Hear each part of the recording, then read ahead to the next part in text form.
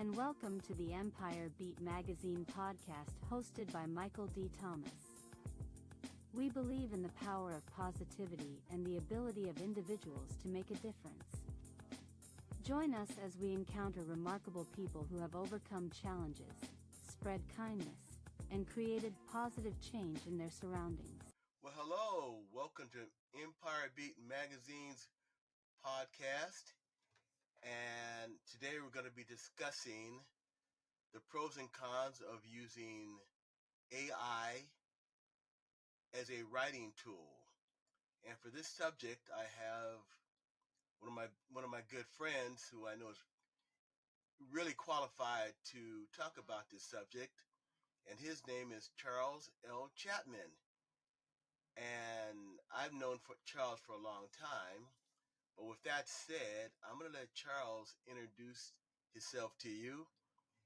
And Charles, I'm going to let you take it away. Thank you. Yes, I'm a native of LA, California. Been here most of my life. I'm also have been a teacher. I'm doing that now, substitute teacher. Also a proofreader for a biomedical company. I've done it all, basically. But I love to write, and I've been writing for a long time, since junior high, or you call middle school now. And I've said that in detail so many times. But I've written a long time. I was a sports editor of my high school newspaper. So I've always been involved in writing. I'm the author of 4 books, possibly 5. We're trying to get the 5th one out the way. I'm sure we're going to discuss that. Also, that I have taught writing workshops at the AC Billboard Library and the African American Museum and Library in Oakland. I was the executive director of the LA Black Book Expo for about 5 years, 6 years, depending on who you talk to. And as Michael said, I've known him for a long time. We met at a certain event in the Inland Empire, and we've been friends ever since. Perfect. I understand. It's been a long time, and like I said, it's hard to believe how long we've known each other. I'm hoping it's 10, but I know it's, like you said, I think it's more like 20. So it goes back. So AI's influence on the writing process, both for creating and logistically. Are there specific aspects where you see AI most profoundly affecting your work? If you hear the noise overhead, I'm under a flight path. The airport is not too far from where I live, so that's why you constantly hear the engine noise. But I would say artificial intelligence is here to stay. It's a tool. I look at it as a tool. Of course, your opinion varies as far as its role with authors and writing and what we do. But I look at it as a tool. I think I mentioned before in a past interview that I used AI to describe my characters. I would type in my prompt about the characters I wrote for a novel I plan to publish one day, and it came up with my characters perfectly, the way that I had pretty much described them. So they also gave me a little bit more insight about my characters' motivations and also what their goal is. So it really helps. It's a tool. I haven't used it for poems yet because that's a whole different genre all itself.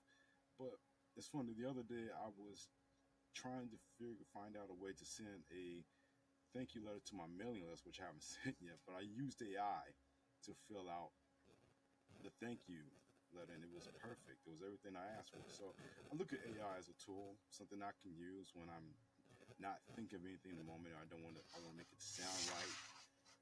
But again, AI is always looked at as this evil contraption that's trying to take over our industry and replace us as authors. And I think that's a little bit of the fear that goes into it. But I would just say we have to enjoy it for what it is right now. It's a tool. We can use it. It helps us produce better content. So that's why I look at it that way.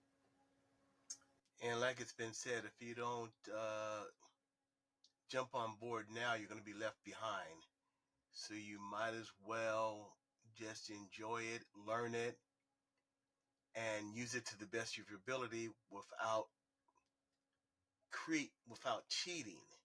basically.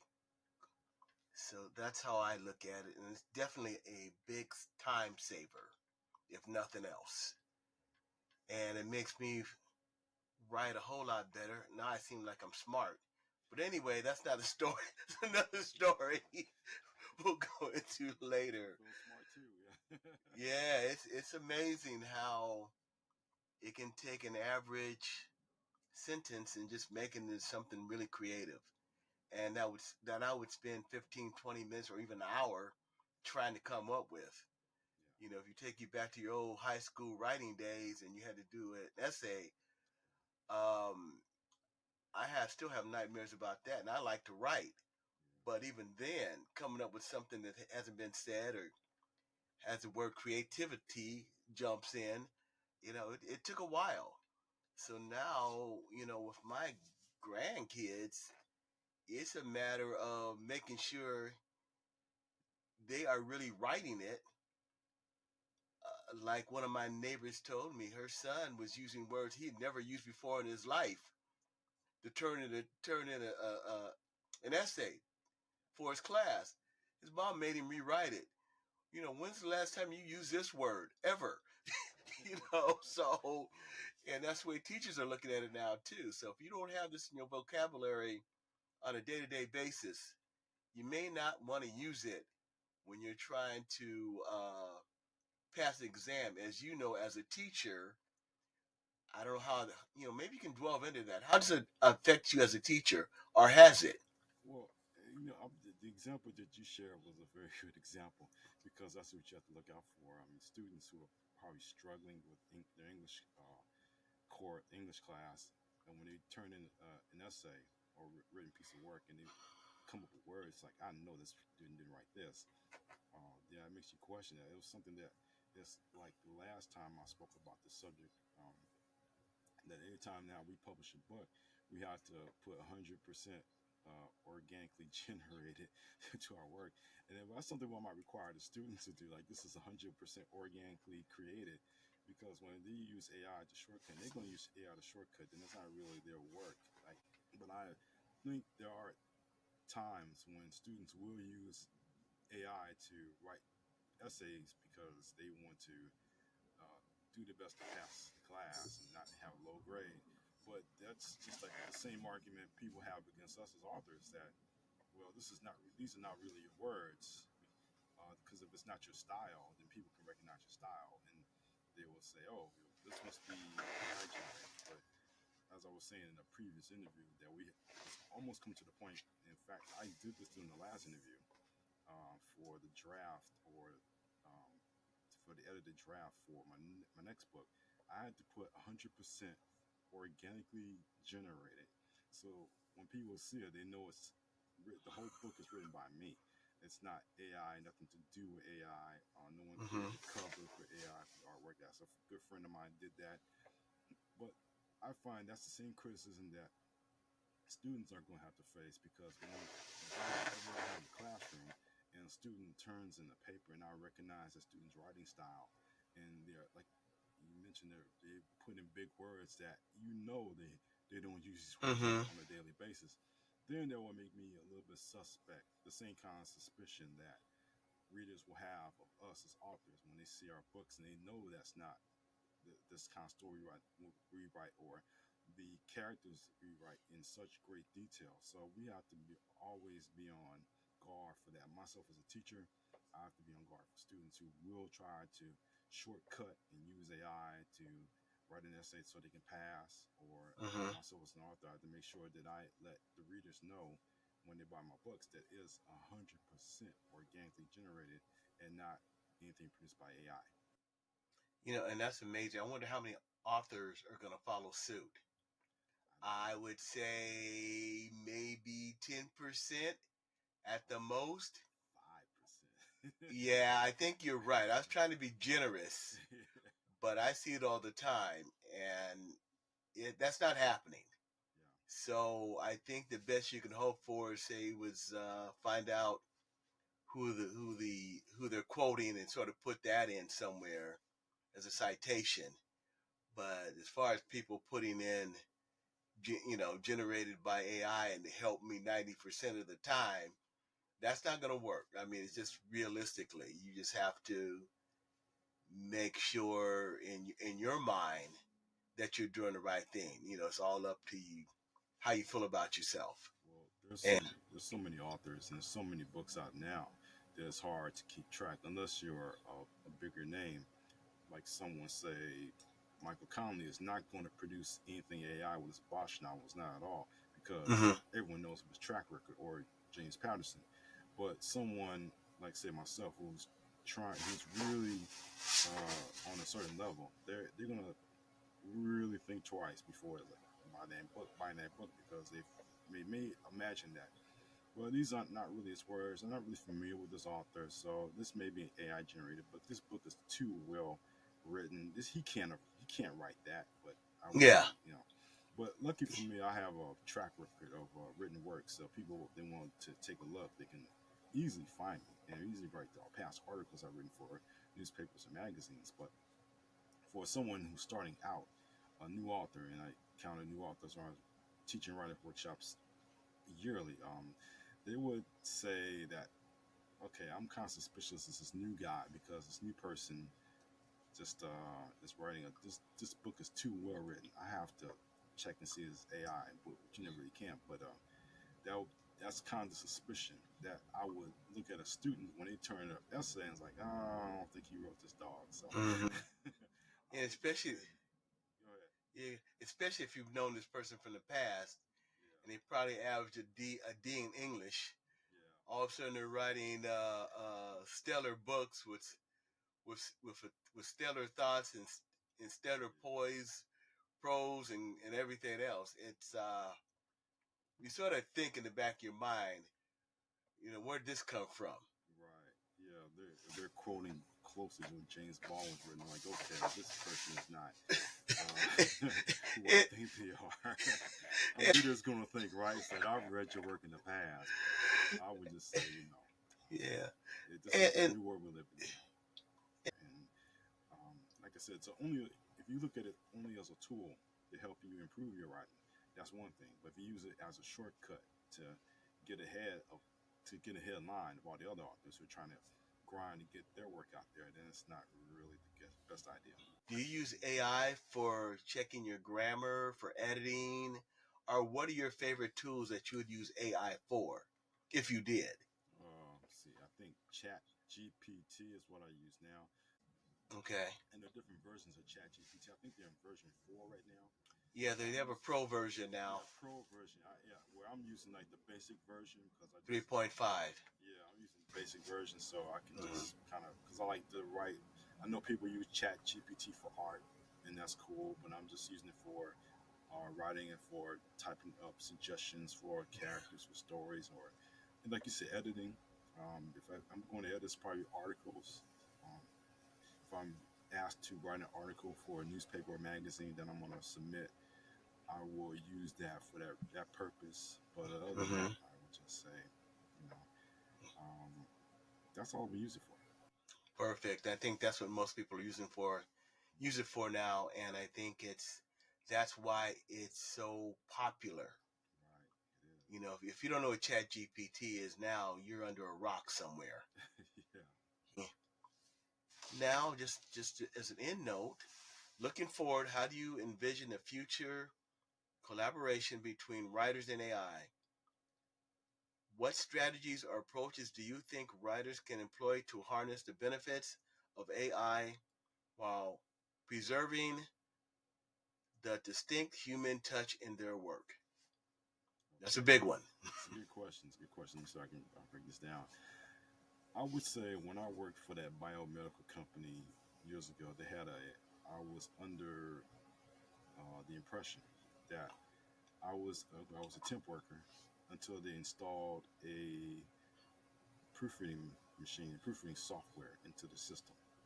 And of course, I think I probably said the last time that they didn't when they installed it, it didn't come out right. The first version did not come out right, so I had stayed a little longer than I had planned to. I was going to be there for like 1 or 2 years and wound up staying like 6, or 8. Mm-hmm. Um, which is good, because they paid well. But I would just say that with technology the way it is now, AI is definitely a tool that we mentioned is here to stay, and it's going to be here to stay in the world of literature because it's so many. I mean, words are so easy to change and manipulate and whatever that you want to use them for. So having software like artificial intelligence do the writing for you, and that's basically what is the heart of the argument is all this is that how many are are legit writers, legit authors, and how many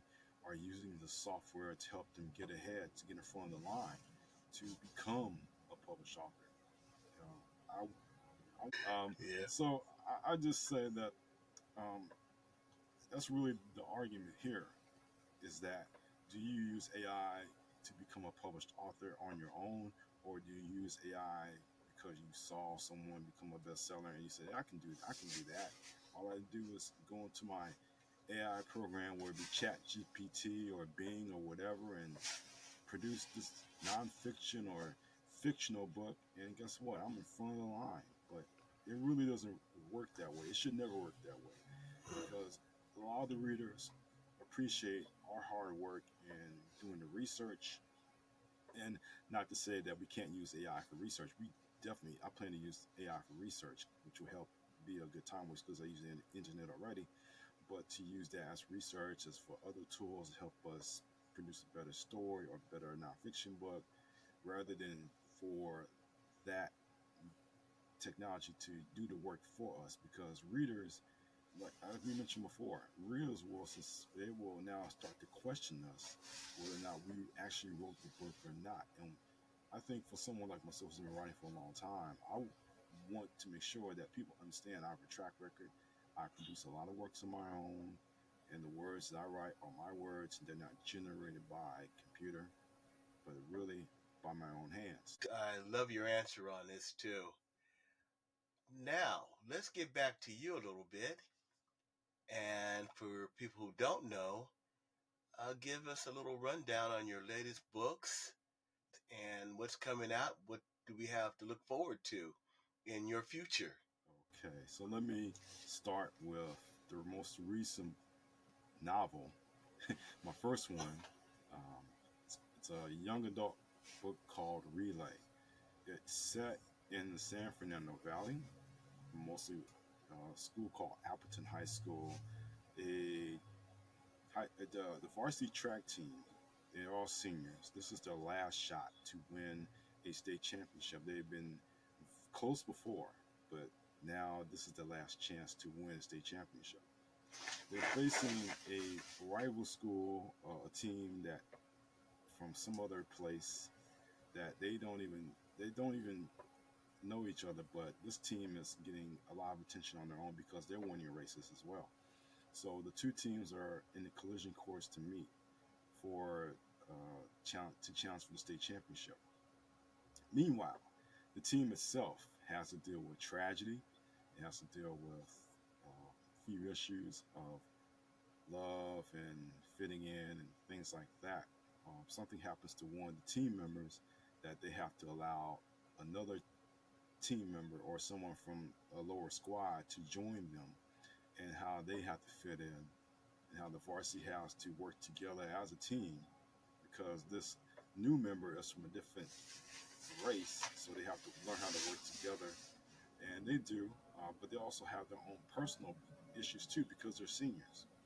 One has an issue of romance, the other one has an issue of identity in school, where he's being taught in college. The other one, there's basically what's he going to do with his future because something happens to him that he has to deal with, start considering his future down the line.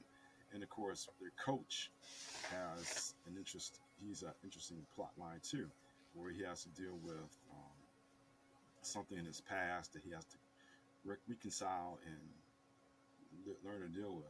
He's always being pointed out for what he did in his past. So it's a very interesting novel. Hope that people will support it. You can.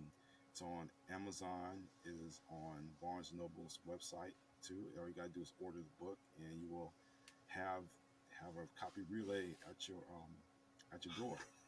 So the one before that, and this one is an anthology of short stories and poems that I've written. It's Storm over South Central. And Storm over South Central has interesting stories, I'd say engaging stories, and interesting poems. And some of the short stories are Father's Day, which is a young boy going to see his father. Or something mysterious happened to his father, so he's going to see him.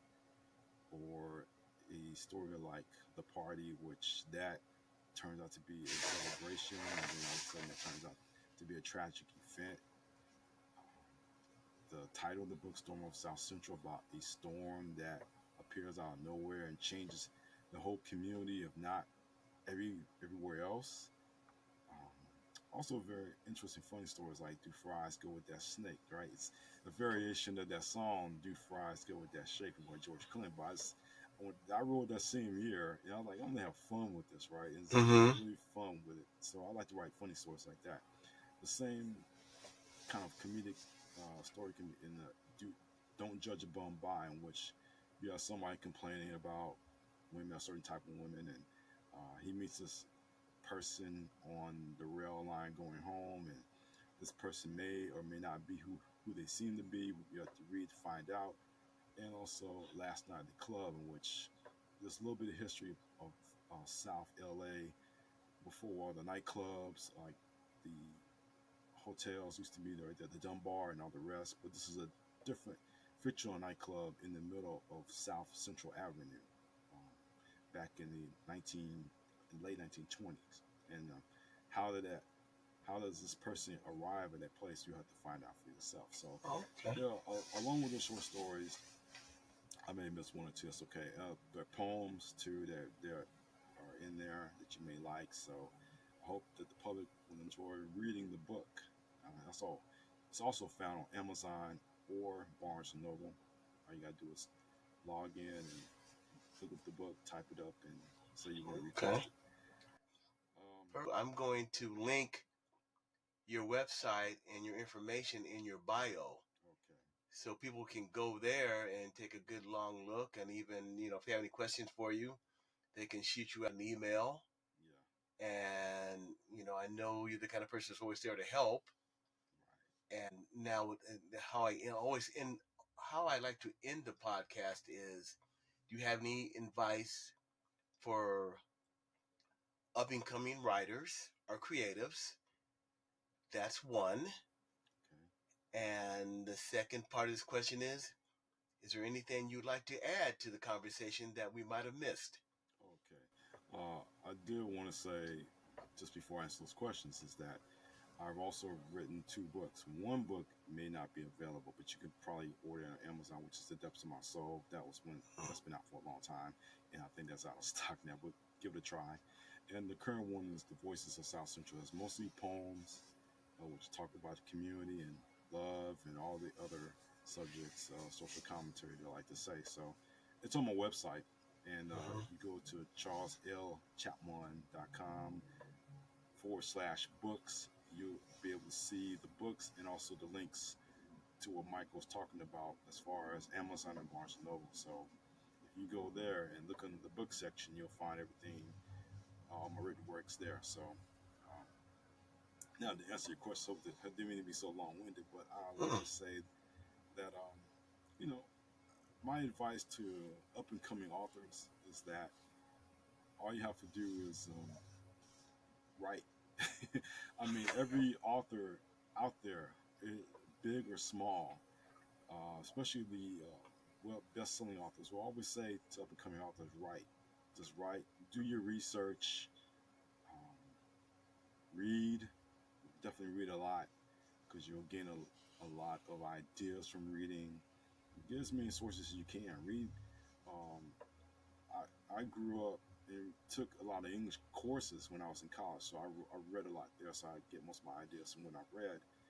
Um, but read the Shakespeare, read everything that you can, because once you do, it'll inspire you to become an author. And I know today, these days and times, we're all focused on visual media, but people still like to read. Uh, I know the trend is to write series, whereas Harry Potter or the Lord of the Rings or whatever. If that's what you want to do, you can create a world and just write a series. Or you want to write a one-off story, you can do that too. So again, just read, write, get as much information as you can, do as much research as you can, and that'll help you in your writing journey. A lot of authors or would-be authors who come to the workshops, I tell them the same thing as far as marketing and as far as getting your work out there. And a venue like this is something that you can also use to help promote yourself as an author. So take the chance and get to start writing. All right, Charles, I want to thank you for this conversation. Like I said, you're one of my favorite guests, and you will definitely be back again because we have so much we still need to cover. But with that said, I'm going to leave this podcast now, and I just want to let people know to look out for our next coming event. I'm trying to do these weekly now, so I'd appreciate all the support I could get. And once again, thanks for listening in. And Charles, have a great day. You too. Thank you so much for inviting me. Appreciate it. Thank you for tuning in to the Empire Beat Magazine podcast. And if you enjoyed today's episode, we kindly ask you to subscribe and share it with your friends and family. Until next time, stay inspired, stay positive, stay curious, stay strong, and we'll catch you on the next episode.